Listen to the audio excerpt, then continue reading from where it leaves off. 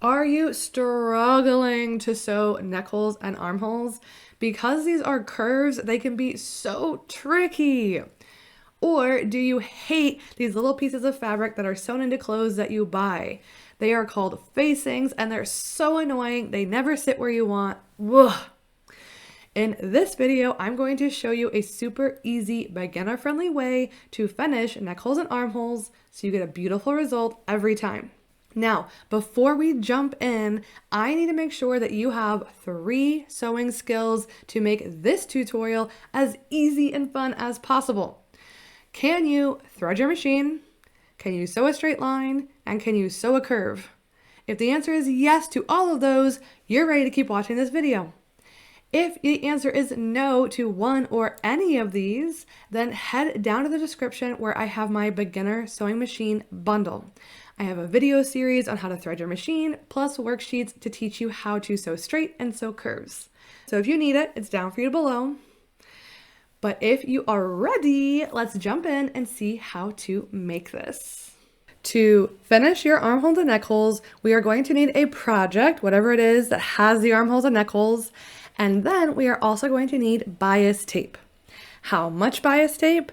You need enough to go all the way around your armhole, both armholes and your neckhole. So just take a tape measure, measure this, and whatever number you come up with, add half a meter or half a yard just to give yourself a little bit of wiggle room. Perfect. Now you have all the supplies you need for this project. Now, the first thing we're going to do is make sure our project is right side out. And then we're going to go to the bottom edge of our armhole, which is going to be the side seam that runs down from your armpit to the bottom of your project. Okay? Now, we start here, so that way if anything gets a little bit messy at the start and the finish, it will be hidden under your armpit and no one's ever going to see it. Now, we are going to take our bias tape, and we are going to lay it right side. The right side of your bias tape is the side that's flat. The wrong side is the side where you can see the edges have been folded back. Okay, so take the right edge of your bias tape and lay it on the right side of your project. Now we're going to unfold one side of our bias tape and line it up with the edge of our armhole. And we want the end of the tape, that short side, to go past the side seam about 1/2 inch or 1 centimeter. Once everything is lined up, pin it in place. Okay, now we are going to continue pinning our bias tape just like this all the way around. The only note here is do not stretch your bias tape. If you stretch it, you're going to get a wavy armhole, or your armhole is going to want to stick away from your body. Don't do this. And if you're worried, a trick you can do is actually take your bias tape, scrunch it just a little bit, so your bias tape is a little bit longer than your armhole in between your pins. Okay? This will help ensure that your armhole and neckhole lay nice and flat. So we're going to pin this all the way around, and when we get back to our starting point, we're going to take the beginning end, the first end we started with, and we're going to fold it back on itself until it lines up perfectly with our side seam. Okay? Then we're going to take the end that we have been pinning, and we are going to pin it directly on top of what we just folded. Once everything is pinned in, we are going to cut off the excess, and then we're going to sew these together. Now, when we get to the sewing machine, we want to try to make sure the needle is lined up directly on the fold line, okay? It's there for us. It helps us find a point to work with. Do your best, okay? This does not have to be perfect. Get as close as you can, okay? So we're going to sew this, keeping our needle in that fold line all the way around.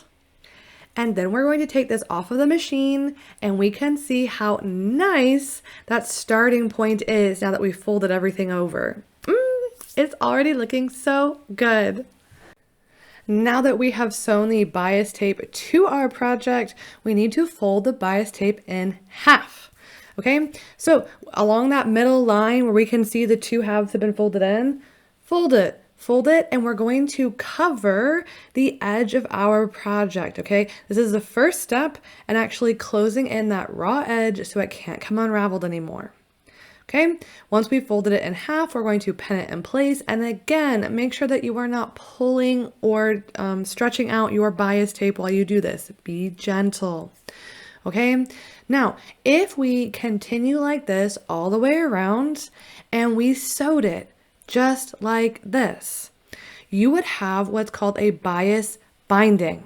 Okay, this means the bias tape is visible. You can see this red edge that will be all the way around my armhole. Now, this can be really cute if you have a contrasting color, if you make this kind of fun. This is an option, okay? But I don't usually like this, and I am going to show you a way to make this totally invisible. Okay, so first finish going around and pinning this all in, folded in half all the way around. Then, to make this invisible, we are going to take the entire piece of bias tape that we now have, and we're going to fold the whole thing to the inside of our project. And the trick here is that you need to fold it so you can see just this little edge of your actual project fabric on the end. If you can see your project fabric when you fold it to the inside, it means that the bias tape will be completely hidden from the outside. Okay, so that's the trick. So we folded it in half. Now we fold all the bias tape to the inside, pin that in place all the way around. And once that's pinned in, we're going to head to the sewing machine.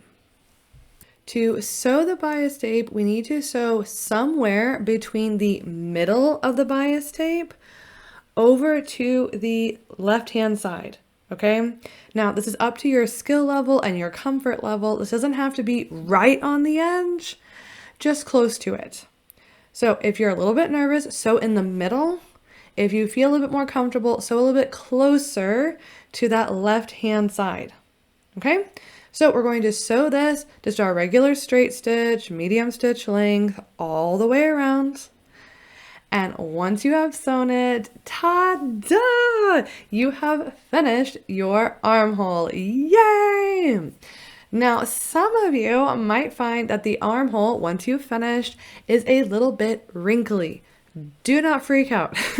A big part of sewing is ironing, okay? So to make sure you iron your armhole and you don't put creases on other places, take a towel, roll it up like you see me do here, and put it inside of your armhole.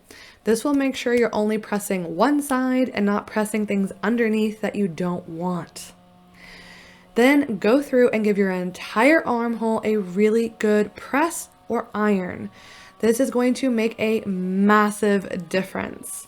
And then once it's pressed, here you can see the original armhole where I haven't done anything, and the final finished beautiful armhole. We cannot see that bright red bias tape at all. Oh, I love this sewing technique so much. So what do you think? Are you going to give this a try? Let me know down in the comments if you have any questions, if you're excited to try it. And if you found this video helpful, then be sure to like and subscribe below so you'll be notified when I post new beginner-friendly videos, and it helps more people find this video.